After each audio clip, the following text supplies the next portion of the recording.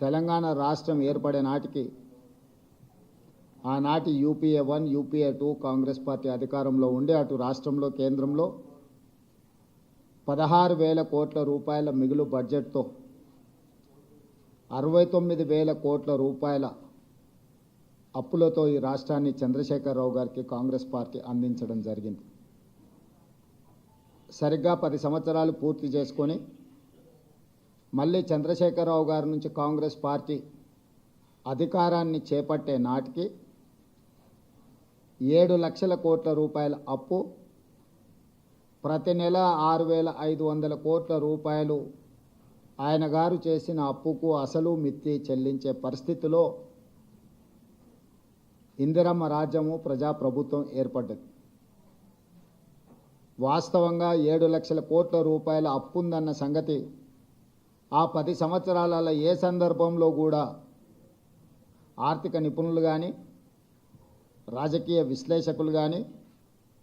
గత ప్రభుత్వంలో బాధ్యత వహించిన చంద్రశేఖరరావు గారు కావచ్చు, హరీష్ రావు గారు కావచ్చు, లేదా ప్రభుత్వంలో ఆర్థిక మంత్రిగా పనిచేసిన ఈటల రాజేందర్ గారు కావచ్చు,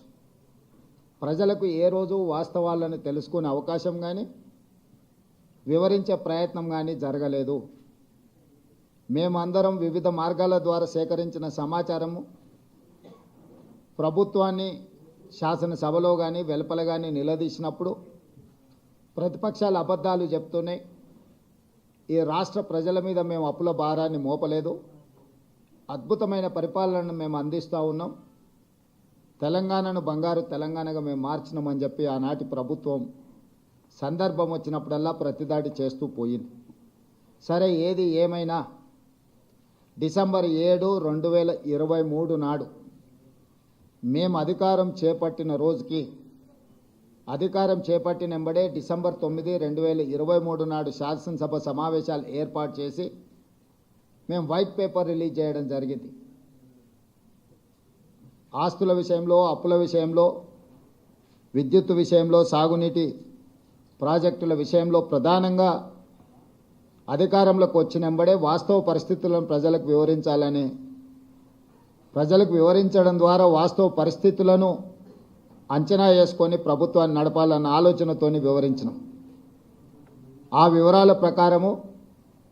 7 లక్షల కోట్ల రూపాయలు తెలంగాణ రాష్ట్రం మీద అప్పులను చంద్రశేఖరరావు గారు మోపినరు. వారు తెచ్చిన అప్పులకు అసలు మిత్తి ప్రతి నెల 6,500 కోట్ల రూపాయలు ఇప్పుడు మేము కడుతున్నాం. ఆ లెక్కన ఏ రకంగా రాష్ట్ర ఆర్థిక పరిస్థితి దిగజారిందో, క్షీణించిందో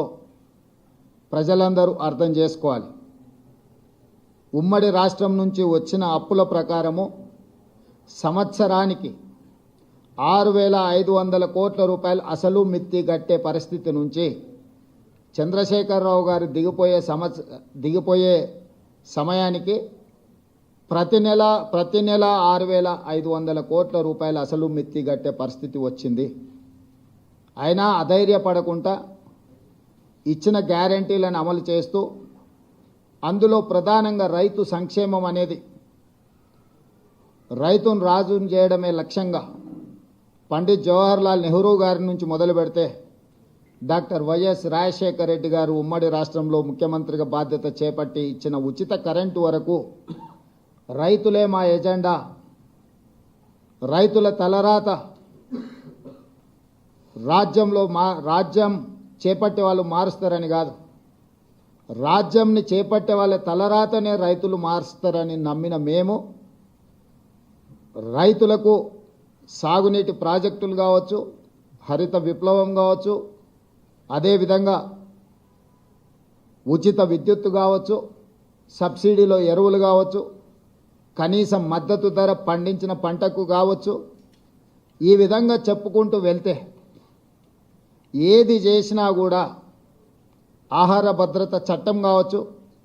ఉపాధి హామీ పథకం కావచ్చు, ఇవన్నీ కూడా రైతు కూలీలను దృష్టిలో పెట్టుకొని చట్టబద్ధత కల్పించి రైతులను ఆదుకునే ప్రయత్నము నెహ్రూ గారి నుంచి మొదలు పెడితే రాజశేఖర రెడ్డి వరకు ఇది కాంగ్రెస్ పార్టీ చేపట్టిన గొప్ప సమూలమైన మార్పులు.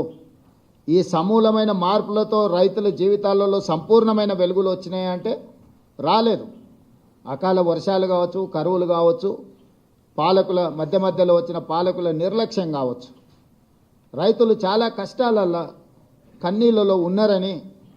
కాంగ్రెస్ పార్టీ ఎప్పుడు నమ్మి మొదటి ప్రాధాన్యత కింద కాంగ్రెస్ పార్టీ అధికారంలోకి వచ్చిన ఎంబడే వానాకాలం రైతు బంధును చంద్రశేఖరరావు గారు ఎగగొడితే మేము అధికారంలోకి వచ్చిన ఎంబడే చంద్రశేఖరరావు గారు ఎగ్గొట్టిన రైతు బంధును జనవరి నుంచి మొదలుపెట్టి మార్చి లోపలనే